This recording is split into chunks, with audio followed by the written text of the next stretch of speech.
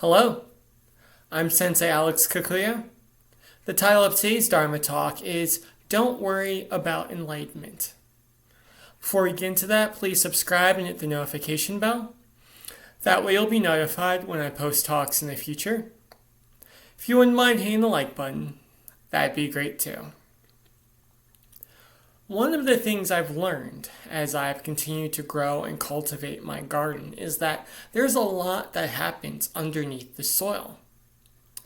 Depending on the plant, it can take anywhere from 1 to 2 weeks for anything to pop up above the soil.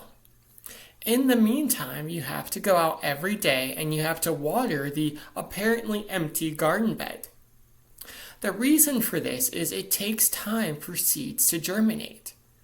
During that time, while we personally can't see anything, there's a lot going on underneath the soil.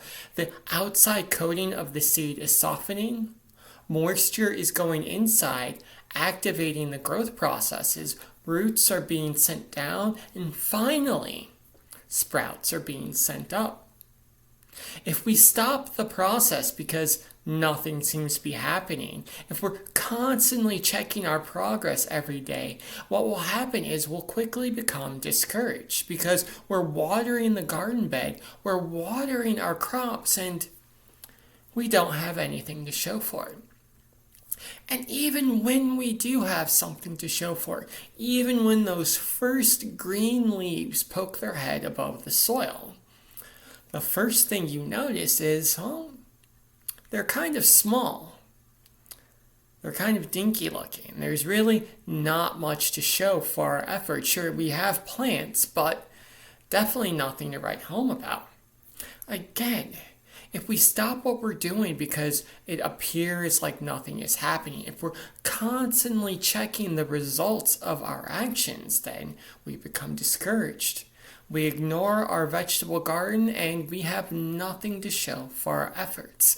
However, if we engage in the process simply because it's the process, if we give fertilizer, if we nurture the soil, if we water the garden even though it appears to be empty, even though it appears like the crop is very small, eventually we'll get a good result. Eventually the crops will reach maturity. We'll have a harvest, and we'll have lots of good, bountiful food to show for our efforts. This is true of gardening, but it's also true of Buddhist practice, especially when it comes to enlightenment. We worry so much about how close are we to realizing enlightenment. What does it mean to realize enlightenment? Am I an enlightened being?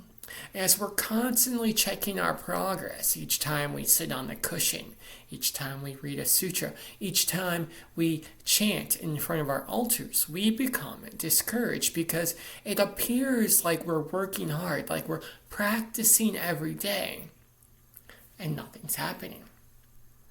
This can also be true of our daily life. Maybe we're working to be compassionate and kind to the people around us, but they're not returning that kindness. Maybe we're struggling to practice wisdom in our choices, but we still make mistakes.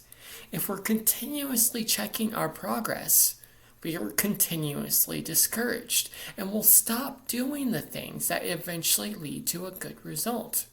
This is why in gardening, we don't worry about the harvest. We only worry about the process, only worrying about the thing we're supposed to be doing that day to ensure a good crop. Similarly with Buddhism, we don't worry about enlightenment. We only worry about the thing we're supposed to be doing that day. We worry about sitting on the cushion today. We worry about chanting today. We worry about reading the sutra today. Enlightenment is unimportant because it's the process that matters. It's the process that leads to a healthy garden. It's the process that leads to enlightenment. So if we can learn to not worry about enlightenment, if we can learn to enjoy and focus on the process, then we'll have good results both for us and for everyone around us as well. Amitabha.